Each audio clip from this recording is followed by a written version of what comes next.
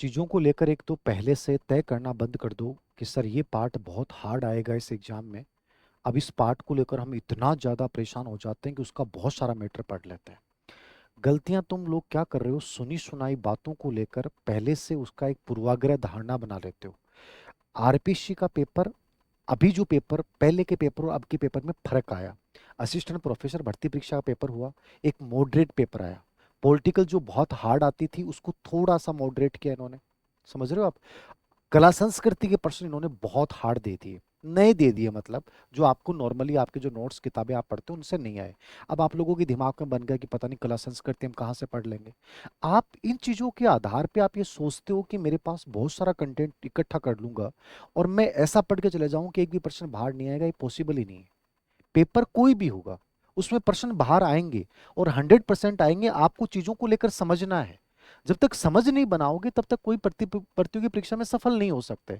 Balancing चीजें करो। आपने कोई पार्ट पढ़ लिया और उस पार्ट का यदि आप 80% यदि आप कर रहे हैं, 80% यदि आप कर रहे हैं, मैं ये मानता हूं 80% यदि आपने उस टॉपिक को बहुत अच्छे से कवर कर लिया है और मान लीजिए कि उस 80% से नहीं आता है, तो सबसे इंपॉर्टेंट होता है एग्जाम हॉल में डिसीजन लो आप। कोई बात नहीं, नहीं आ रहा छोड़ो। उस अकेले के दम पे आप ही मत सोचिए कि मेरा सिलेक्शन नहीं होगा।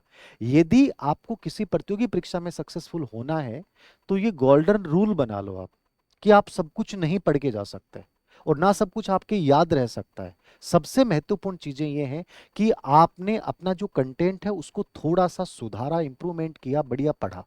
अब वहां जाके तुम्हारा डिसीजन पावर सबसे इंपॉर्टेंट होता है।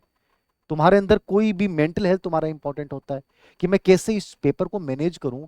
किस पेपर में मेरिट जो रहेगी वो 60 चली जाएगी, 70% चली जाएगी, 80% चली जाएगी।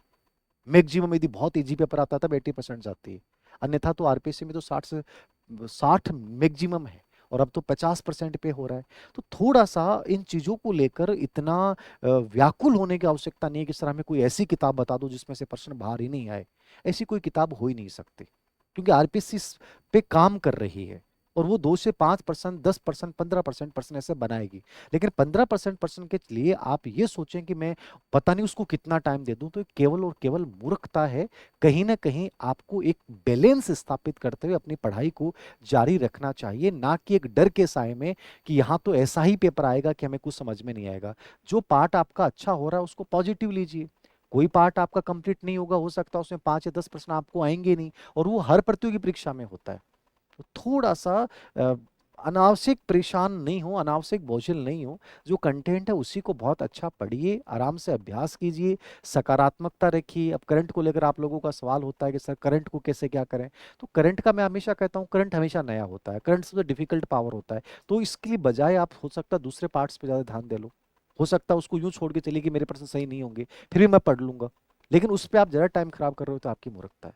तो कोई भी प्रतियोगी परीक्षा एक मध्यम मार्ग से बैलेंस जीती जाती है, ना कि पूर्वाग्रह है, अनावश्यक व्याकुलता, अनावश्यक कंटेंट एकत्रित कर लेना। इनसे किसी प्रतियोगी परीक्षा में सिलेक्शन नहीं होगा। तो वर्तमान परीक्षा के दौर में ये सबसे जरूरी चीज है कि आपकी मन स्थिति को बैलेंसिंग बनाए रखते हुए जो चीजें हैं उनको बेहतरीन तरीके से करना है, सबसे महत्वपूर्ण है।